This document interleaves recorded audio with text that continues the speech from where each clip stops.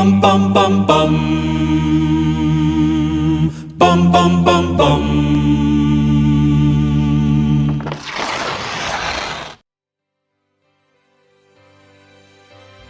Hey everybody, welcome to another episode of VeriTalks. So glad that you're with us. My name is Jeff. This is James, Andrew, Jordan, and Scott. And today we got a really special guest for you. He's a friend of ours. We love him not only as a vocalist, but as an arranger, writer. His name is Travis Cottrell. Woo! We like to call him Pete Cott. And I hope you guys are going to really enjoy this interview. Yeah, Travis, man, what a great singer. What a great guy. Veritas, for many of you that have followed Veritas kind of since the beginning, we actually, the very first song we ever learned was a Travis Cottrell song. Yeah. 2,000 Years. That was the first one, right? Yeah. Yeah. That one and Forevermore. And Forevermore. Yes. We still sing both of those songs. Great songs. Yeah. But Travis is an incredible singer. Jeff already said an incredible arranger, writer, phenomenal worship leader. We've been under his worship leadership before in different settings. And man, what just a great guy. And so I'm excited to hear the interview today. And many of you probably know Travis from, he leads worship for all of Beth Moore's events and stuff. So he's just a great worship leader and a great guy. Scott, Jordan, you guys got to sit down with him. And so I'm looking forward to hearing what he had to say and what you guys had to talk about. So without further ado, here is our conversation with Travis Cottrell. So Travis, you're someone who wears a lot of different hats, from an artist, singer, songwriter, worship leader, you're a worship pastor at your church, all that you do with Beth Moore. You kind of find yourselves in a lot of different lanes. How does what you currently do, the way your career currently looks like, how does that compare to maybe the childhood dream, the childhood career idea, or maybe even what you thought you would be doing in college when you were pursuing music? Right. You know, I'm one of these people that I was never a very good projector, or even I would say dreamer. I think about this question from time to time because, you know, a lot of people who do what we do say, you know, I had a vision for this when I was little, or I knew I was going to do this, or, you know, a lot of people that do this kind of stuff. They talk about, you know, project where you want to be in 10 years and then back it up step by step and see how you want to get there. I never was that guy. Yeah. So I never really knew what it was I wanted to do. I knew I loved the Lord. I knew that ministry and music were the only true options for me. Even in the realm of music, there were some opportunities that I had that I knew I couldn't pursue because I felt called to the church. Yeah. And so that was about as narrow as a vision as I got. So I don't really know that I don't really have anything to compare when it comes to where I am now to what I thought it would be. I can tell you what I didn't see coming was women's ministry. Yeah. You know, with Beth Moore, I would have never dreamed that would, you know, we're 23 years in and counting, and I wouldn't have thought that it would anything like that would last that long. And so, you know, I've always been a little had a little bit of musical ADD. And so I never really was, one thing that stayed true the whole time, I never really was comfortable staying in a lane, like in one lane, keeping it really narrow. I always wanted to pursue music like this and over here, and music like this over here, do this for a little while and this for a little while.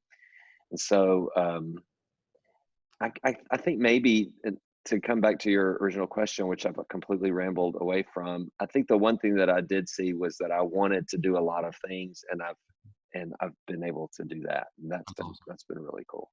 Did you start out playing piano? Did you know, you obviously knew when did you know you could sing, and how was that kind of fostered from a young age? Well, my siblings, so my parents were older when I was born. They were 45 and 40. Mm-hmm. So I had siblings that were 18, 14, and 12. Wow. So that was like this weird combination of, I was almost like an only child, so I was a little bit spoiled. And then I also had all these parents, like my siblings were like my parents, and they were taking me everywhere, and I was all up in their lives, almost like I was like my parents' lives. And so my sister, Kathy, which is the closest in age to me, she's 12 years older than I am. She was a music ed major and a piano with piano emphasis. So she started teaching me piano when I was 5. Wow. And that was kind of the first thing. And growing up in church and with siblings and parents that sang in choir and sang in quartets and did all that kind of stuff, it's all I ever wanted from, I mean, I just wanted to be, I'm not talking about as a career, but I just want my life to be around making music, singing, playing, you know, being in choir. Like I remember in 6th grade, the beginning of youth choir was 7th grade. And so like 6th grade was the most painful year of my life because all I wanted to do is be in the youth choir. And then my friends that were a year older than me were already there. And I was like, oh my gosh, I can't wait. So I would say I was 5 when I started playing the piano. My sister started teaching me then. And I started singing around that same time. And you went to Belmont, right? I transferred into Belmont. I went to Appalachian State for 2 years in North Carolina, and then transferred to Belmont and finished there the next 2 years. Yeah. Was it a worship degree, or was it a vocal performance degree? It was a church music degree. Okay. So it was classic. It was a bachelor of music in church music with a voice emphasis. So it was all classical training. Sure. The church music degree at that point, it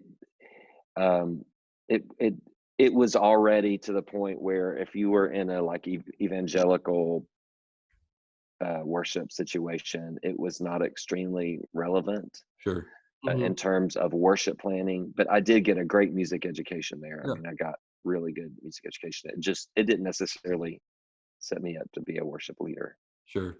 Right. And you mentioned that you kind of had that classical foundation, which obviously shows in a lot of the stuff you do, especially on an album like Found. You see a little more of that side of you than maybe on some of the worship stuff. How does that world feel for you now? Is that still kind of a comfort zone that it's kind of a baseline for you, or is that like an alternative thing that you can do? I don't know, Scott. That's the question that will sit on my head probably as long as I live. Like even last night, so I did an Instagram live last night, and of all the material that I could have sung during that time, I always just gravitate to singing that way. I just, my voice has this natural bent to that. It was something that I didn't discover until college, really. But I think, I think it's home base for me for some reason. But at the same time, I also think that worship leading is home base for me. So I think they do, whatever your second option was, I think that's kind of what it is. I think they are both there and they coexist kind of equally. Sure. Y'all probably feel that too. Oh, for sure. And from song to song, even, I mean, depending on what the song needs and who's featured on that song and all that, we definitely feel that push and pull. Right. And I spent a lot of my 90s trying to narrow my voice, like, just like trying to not embrace that. Like I would use it for sessions, if somebody hired me to do something, I could pull it out or whatever. But I tried really hard because, Christian music in the 90s didn't sound like what you guys do. And it didn't sound like what I do either. And then, then Josh Groban came around and all of a sudden we were cool. Yeah. So that was nice. Which Jordan and I were talking a little bit earlier today, and just how your album Found was really inspirational for us and gave us a lot of motivation to do what we're doing now. We listened to it and we're like, man, this is awesome. It just has this larger than life feel. And that was something that really kind of gave us the push to even start doing what we're doing now. That's awesome. Well, I don't know that I got a push too. I mean, the guy that produced it, Kent Hooper, who I know y'all have worked with. Yeah. I mean, I don't know if I would have been brave enough to do that record if he hadn't like blown wind in the sails. I'm really grateful for that. It felt like the right time to do that. So yeah, I look back on that record. It was like a moment in time that was one of my favorites for sure, musically. So as obviously you've done a lot of songwriting, You do a lot of singing and worship leading, especially. What in your creative process where do you find the most energy? What energizes you the most out of all the creative outlets that you have? Is it in the songwriting process? Is it in the planning, the actual performance? I think probably the most energy I get, I think I'm drawn to the performance of it, but Mm. it would be in the context of working with people. Yeah. So, like, I'm sorry, I keep referring to this thing I did last night. It's so fresh in my Oh, memory. yeah. I'm sitting here looking at my keyboard, but like last night was fun, but it was the most fun when my family jumped in and started singing with me. You know, I love what I do on the road with Beth because my team and we've been together for that specific team that's now we've been together for 16 years. Yeah. And that I will take that hands down over any of the other things that I do. Just getting in a moment with friends that I love and just serving, Yeah. singing and leading and creating experiences and pursuing the Lord and, you know, begging Him for His presence to visit us. And I'll take those moments over anything, over the preparation, the rehearsal, the writing, the pulling together. I'll take those moments over anything. And truth of the matter is, I think I can be a frustrating leader because I don't like to rehearse. I don't like to plan. Rehearsal, I hate it. I hate it. I'll get in front of 10,000 people and throw a song to my band that they've never done, just because I love the sizzle of that moment and the Yeah. unknown of it. And um, I just love it. I love it. I know it's insane, but So you mentioned your family jumping on with you. So I'm familiar with your King of Kings video, mhm. which features your daughter Lily, my daughter. Lily, which I thought was just so cool, and it was such a Yeah, great video, and thank I just you. really like that. And you must be really, really proud of her. It's a Um, lot of fun. yeah. What is she doing? What's the deal with all your kiddos? Well, actually, from the beginning, Angela has always traveled with me and sung, and she's written probably at least one song on almost every project. Yeah. Cool. And like her kind of her own thing, and also balancing our family has kept her from just being out all the time. But she pops in and out as her time and sanity will allow. Um, my oldest son Jack, he has always sung, and he just that kind of isn't his passion. He's a computer science major. He's about to graduate from college and get married. Cool. And then my youngest Levi, he just avoids it like the plague. Like he, on the live thing, we're sitting there begging him to come sing with us, and he can sing, but he just, Sure. he's 17. I Yeah. don't need to say anymore. Lily, she loves it, and she started traveling with us a couple of years ago when she was like a junior in high school. She homeschooled her senior year so she could, because she only had 3 credits left. And the first semester she traveled with us. Then the second semester she went ahead and moved to Lee, and she sang with Voices of Lee for a year. And then she just left them in January, and she's still at Lee. She's a graphic design major, but she's Oh, she's nice. back on the road with us. So I don't think it burns in her to sing. Yeah. She's a Enneagram 4. I don't know if that means anything to you, Oh, but yeah. she just loves all things creative, and she Yeah. wants to feel it all and express it all. And so she does love to sing. She loves to lead worship, but she also loves to, I don't know, like make coasters and paint pictures. And That's Great. awesome. so she bounces around a lot like her dad. Yeah. So Yeah. since you brought it up, what's your Enneagram number? Yeah. Let's see. That was next question. 7 all the way with an Really? 8. Yes. Okay. Yeah. What are y'all? I thought I was a 7, and then I've discovered that I'm actually really a 6 with a 7 wing. Okay. So I'm a 6-7. Yeah. You're a 5, 6-7. 5-4 for me. 5-4. You're a 5 and a 6. What's the rest of the group? So Andrew is also a 6. We don't know about Jeff yet. He's been reading about it, and he's gone He's through a 3. different, but that's one of the options for sure. Yeah, Um, probably.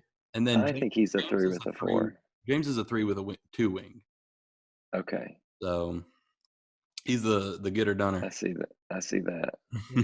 I see that. That's so interesting. So you've got 2 6s 2 6s. and a 5. And our road manager, we think he might be a 6 as well. I can't believe you don't have a single 7 in a group. No, Jordan's definitely got a strong 7 wing. I do have the wing for sure. Yeah. But I'm more of an introvert. Like I'm an introvert. I'm an extrovert in small groups of people I'm very comfortable with, but I'm not an extrovert like when I get outside of that. You know what I mean? Like I have Yes. a tight circle.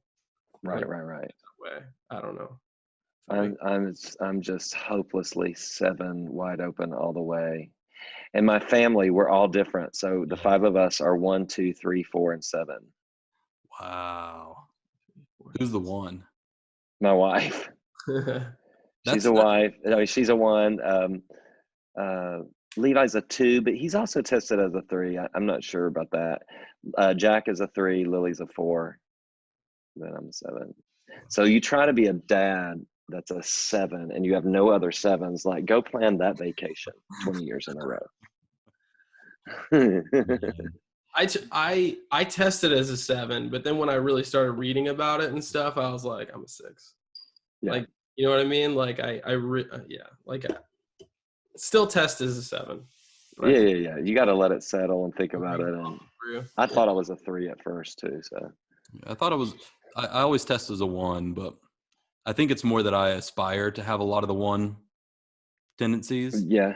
But that doesn't come natural to me. The 5 is definitely where I sit, and I'm the researcher, and I like to dive deep on all the things. Right.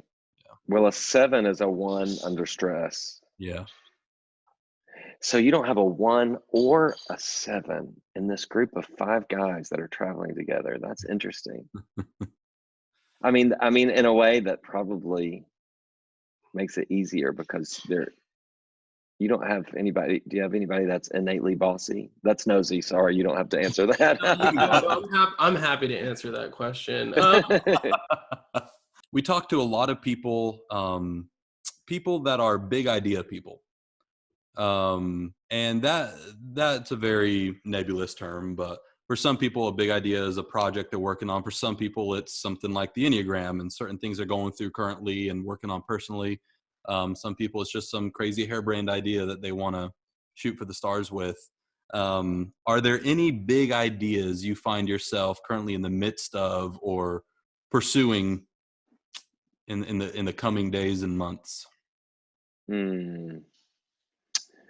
I go back to our very first conversation on this in this time because I'm not a big idea person. There's not. I'm strangely content with not a big idea on the horizon. Yeah. Now, having said that, I have a couple of short-term big ideas that I'm working on right now. With Beth, we're about to do a virtual, like, living proof live thing coming up in a few weeks, and so I'm pretty hardcore trying to bring some smaller level big ideas to fruition for that in just a few weeks. So I'm pretty obsessed with that, and then I'm also kind of obsessed with kind of getting ready with my son's wedding, which is about a month and a half away, if it's gonna happen. Yeah. In terms of career, calling, creativity, big ideas, I'm just out of a project, and so I'm kind of in rest mode. I'm maybe I'll be getting restless here shortly, but with the record that just released, a couple of months ago, I'm finding myself just enjoying. I call it mouth breathing time. I'm just like, just kind of gazing out the window and whatnot. So that's a disappointing answer, I know. No, not at all. Those are all big ideas. Actually, that last one that you mentioned, I would say is a pretty big idea, and that's something I've been focusing on a lot. Is just the concept of rest, because that can be hard for me. It's easy to just go and do. I just finished a book. I mentioned it in another video we recently did by John Mark Comer. I don't know if you're familiar with him, but he wrote a book called The Ruthless Elimination of Hurry. And I've heard of that book. It has just been such a great book for me, especially it's a day and age of hustle, and everybody's all about the hustle and all about the get up and go, which there's a time and a place for that. But if you're not focusing on actively pursuing rest and actively pursuing the things that bring rest and restoration into your life, it's easy to burn out very quickly. And so that in and of itself is a pretty big idea. That's interesting. I have so many weaknesses, and finding rest is not one of them. I don't know. It's this weird thing. I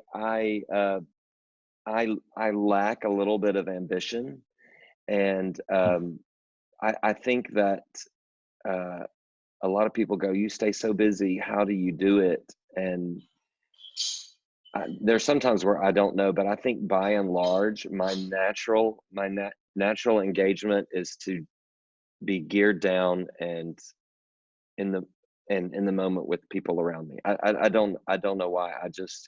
My weakness is finding motivation. Fascinating.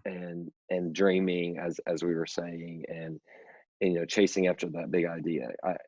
In my natural state, I'm content to just not do anything, be unproductive. I can be the like I'll even say this whole quarantine situation, like I'm waiting to be restless. I'm like, okay, I've got friends that are going crazy. Is this going to happen to me? Am I? Yeah, my wife looked at me last night and she goes, "You're content in this quarantine, aren't you?" She's like, "You're totally happy." I was like, "I am actually happy. I mean, I want to go to the store and not be afraid, but other than that, this is great." I know. Now, being a 7, I want to be around people, but there are 5 of us in here, so that kind of scratches my itch. And then I'm Zooming almost every day with some people. It feels like it fills that need in me. But yeah, I'm just like, this is good. Oh, cool. Well, okay, so as we're kind of coming to an end on this interview, we want to do something to let people kind of see a little bit of the non-artist, non-worship leader side of you, and just give you a little rapid fire questionnaire, and just give us whatever. This should be a 7's like dream. Yeah, yes. I mean, I hope you have at least 100 of them. I love it. I would feel so unprepared and these questions, so I'm glad you like this. So I'll start off with an easy one. Since we're talking quarantine, what is your go-to quarantine snack? Breyer's mint chocolate chip ice cream. Oh, good one. All right. Which is new to me during the quarantine. Okay, that's good. It's always good to have something new. What is your favorite whole meal of food? It would be steak and baked potato, slaw or salad. Vinegar-based slaw would be the best, but yeah, like a good ribeye. Okay, I was gonna say, get specific here. You're gonna go with a ribeye. I like a ribeye with a little bit of fat. What temp? Medium rare? Medium. I'm right in the middle. All right. I'm right in the middle. I don't do the rare. I'm sorry, I'm not cool and hip like that. But all right. Jordan's like, he just sorry on that one. All right. Sorry. All right. So, what's the last TV show that you binged or just couldn't stop watching? Endeavor. Okay, I'm not. It's on Prime. It's what Angela and I just finished it. It's like a British mystery show. It was really good. It's slow, and every episode is an hour and a half. So you gotta be ready for it. But it's really smart and it's compelling. And we just finished it. I loved it. Endeavor. Awesome. All right. We'll check that out. Okay. Favorite Disney park, ride, and restaurant at the parks. I can't pick a park. I just went to Disneyland a month ago and did both parks there. In California. Yeah. Okay. You can handle this. I'm going to say Disney World Magic Kingdom would be my favorite park for the nostalgia of it. Sure. Right. My favorite ride is going to be Tower of Terror, which is now Guardians of the Galaxy. Yeah, and the California one, it is. Oh, what is it? Because I haven't been to Disney World in a few years. So I took my 4-year-old on Tower of Terror last month, like 3 times, and she loved it. But it's still Tower of Terror in Orlando. In California, it's Guardians. Oh, nice. Okay. Which I haven't been to I've never been to Disneyland, California. I've only been I grew up in South Florida, so I've been to Disney World a bajillion times. Yeah. So, but yes, it is still Tower of Terror there in good old Orlando, and I love that ride too. It's pretty awesome. And then, what's your favorite restaurant? I don't know because I'm most of the time I've been a bad planner, so I haven't made reservations or. Which is very 7 of you. Yes, 100%. I mean, one time we ate the most memorable meal we ever had was in Cinderella's Castle. Mm-hmm. And isn't there a restaurant up there? Mm-hmm. Yeah, we couldn't get in, but yeah. And we had a window seat during the fireworks during Wishes at the end, like at 9:00. So yeah, I did plan ahead for that one, and that was pretty dreamy.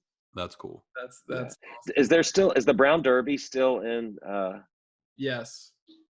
Yeah. Yes, it's at Hollywood Studios. Yeah, Hollywood Studios. We used to where eat there Lucas a lot, and Spielberg sat and planned. I think it was Indiana Jones or something. Yeah, you're right. It's crazy, awesome. So, what's your most memorable concert you've performed and attended?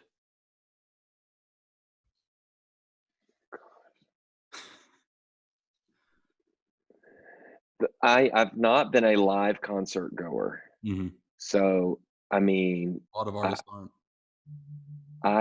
Even as a kid, like I didn't see very many people. I regret it. My daughter loves to go to country shows all the time. The best concert I've ever attended, I mean, I'm gonna have to go Whitney Houston 1987. When I was in high school, that was pretty amazing. It was the I Want to Dance with Somebody tour. Wow. That was pretty amazing. Yeah.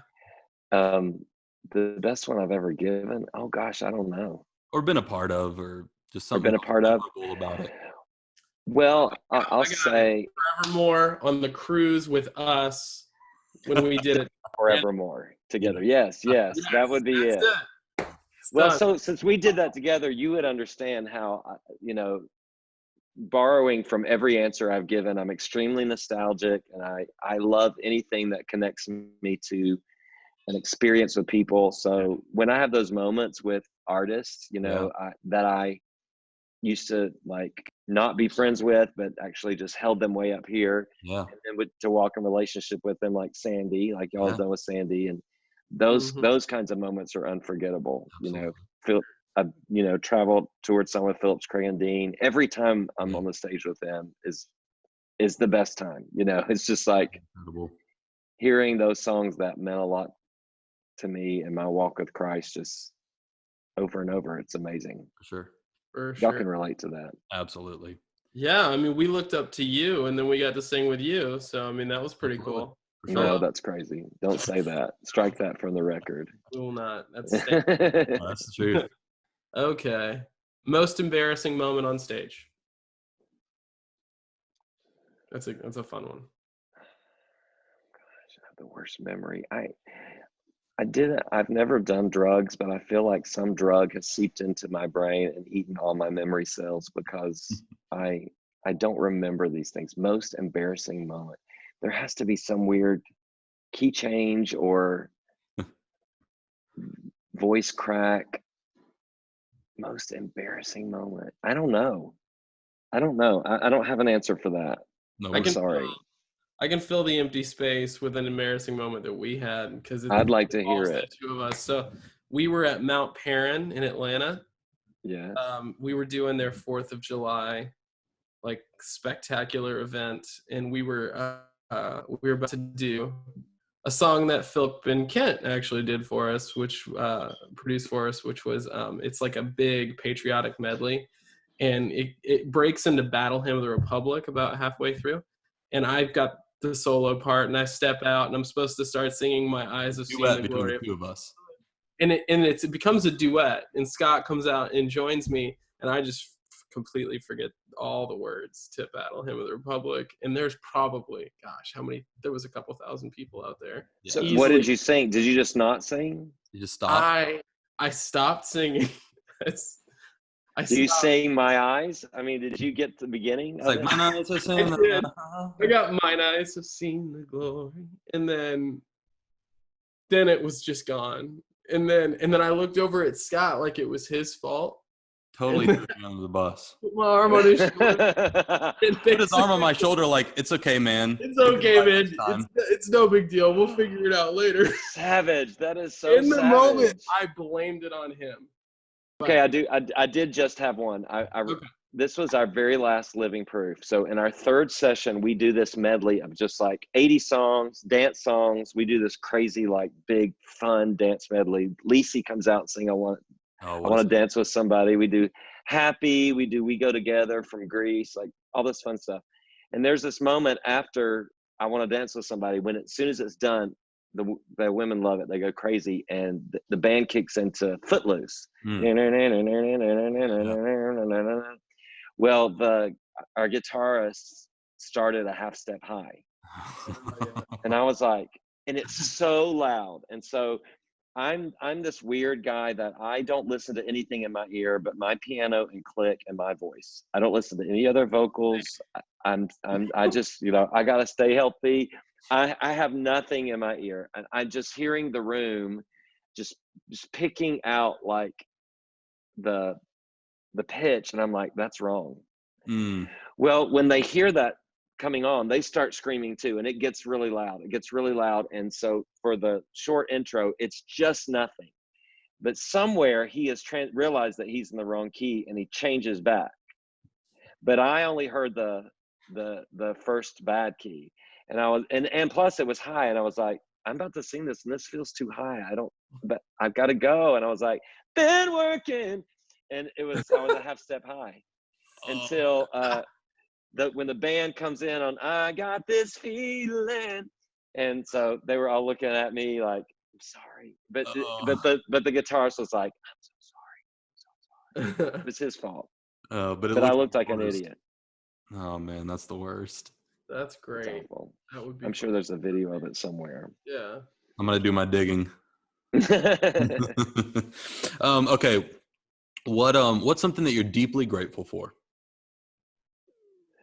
I'm deeply grateful that I really love and enjoy my family. I just love them. I think, and y'all have small kids. Yeah.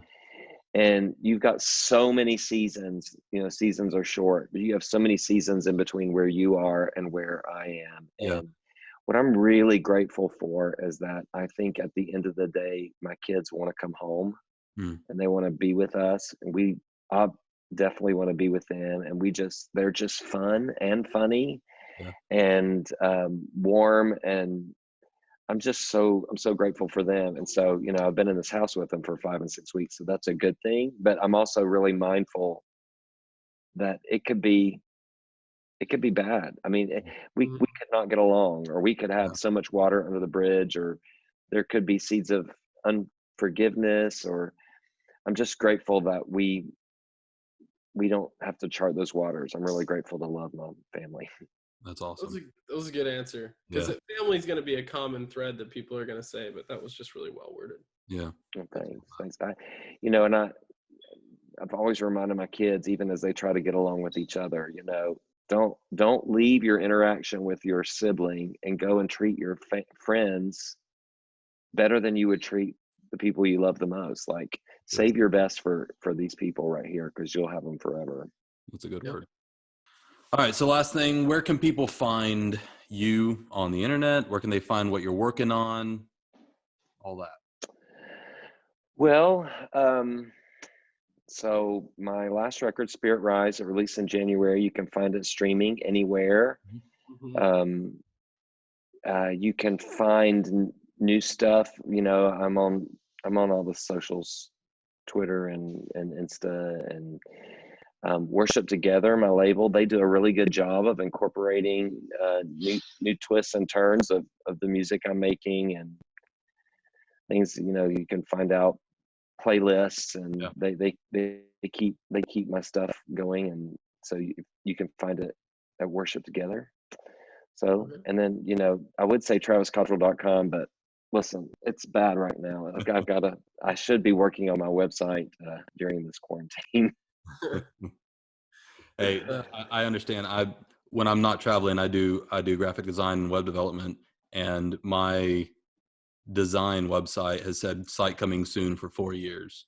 So Yes, see, it's just so, I mean, I don't know that I guess some people still go to them, but they just want that instant question answered on social media or whatever. And social so media that's has where I get my replaced energy. artist websites for the most part. Right. Yep. Right. Awesome. Well, Travis, thanks so much, man. It's always a joy to talk to you and to hear about what you're doing. And I hope It's really great to visit with you guys. I'm loving what y'all are putting out. Keep getting together and throwing us some stuff during this time.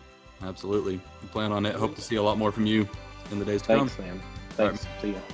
Man, that's so great to have Travis Cottrell with us today. What a great interview. I just love how real he is and honest. It's just refreshing.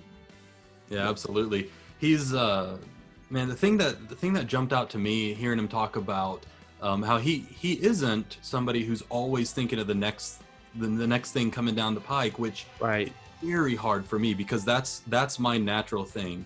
But he actually said in the interview, he said that for him, he enjoys being in the moment and being present with those that he's around, whether it's his friends, his family, which is something that I have so much respect for. And it's something that I personally aspire to because, like I said, I'm always thinking about that next thing. And it's such a nice, refreshing just reminder to be focused and be present with whoever you're with. And I know my experiences with Travis in the past that's always rang true for him, that he's always been very present. He's always intently listening to you and there for the conversation that you're having.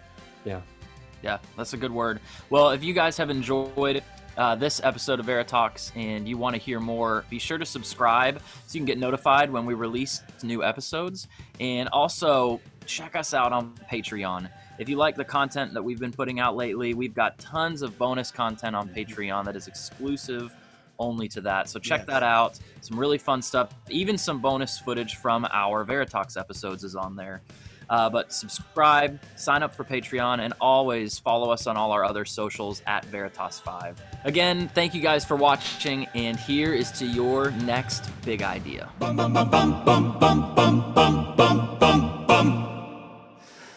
Ta-da!